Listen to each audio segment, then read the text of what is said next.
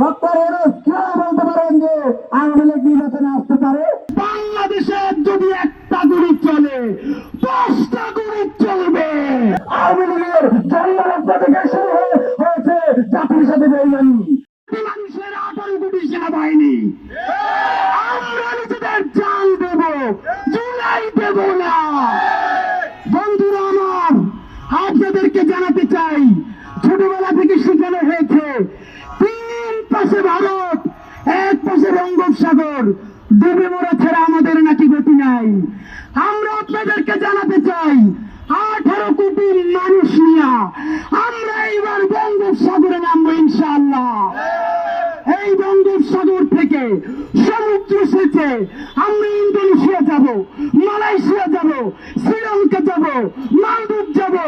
এই সমুদ্র থেকে আমরা সারা বিশ্বকে সংযুক্ত করবো ইনশাআল্লাহ। এই সমুদ্র আমাদের দুর্বলতা নয়, এই সমুদ্র আমাদের শক্তি।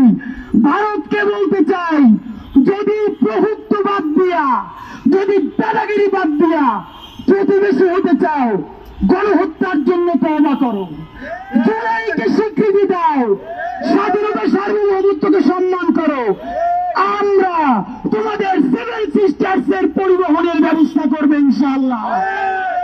আর যদি দাদাগিরি করো, যদি প্রভুগিরি করো, যদি বাংলাদেশের স্বাধীনতা সার্বভৌমত্ব নিয়ে আগের মতো ষড়যন্ত্র করো, মনে রেখো বাংলাদেশ কিন্তু এই বিশ্বে আর একা না। বাংলাদেশে যদি একটা গুলি চলে 10টা গুলি চলবে। বন্ধুরা আমার, ইতিমধ্যে বাংলাদেশের সীমান্তে আমরা খবর পেয়েছি আওয়ামী লীগের জন্মলগ্ন থেকে শুরু হয়েছে জাতির সাথে বেইমানি। জাতির সাথে প্রথমে বেইমানি করেছিল শেখ মুজিবুর রহমান। সেই ক্ষমতা 1975 সালে সেনাবাহিনীর হাতে নির্মম বিপ্লব হয়েছে।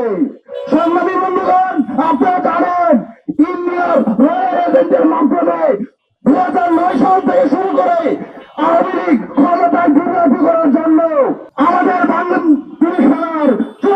বাংলাদেশের সেনাবাহিনীদেরকে হত্যার মধ্য দিয়ে তাদের ক্ষমতার বার শুরু হয়েছে।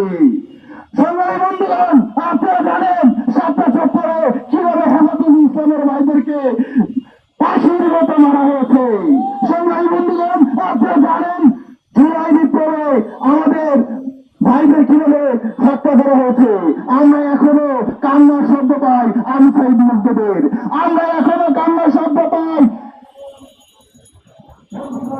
তাদের স্বাধীন পারভেজের।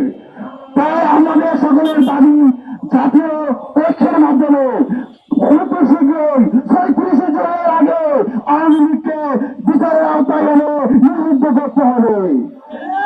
আমাদের আরেকটি দাবি, আমাদের জুলাই গণঅভ্যুত্থানকে রাষ্ট্রীয়ভাবে স্বীকৃতি দিতে হবে।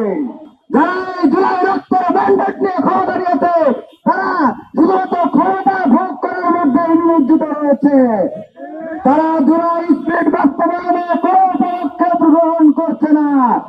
জুলাই স্পিরিটের উদ্বুদ্ধ এই রক্তের উপর দাঁড়িয়ে দেওয়া সরকারের প্রধান কর্তব্য হওয়া উচিত ছিল আহতদের এবং শহীদ পরিবারের পুনর্বাসন চিকিৎসা নিশ্চিত করা।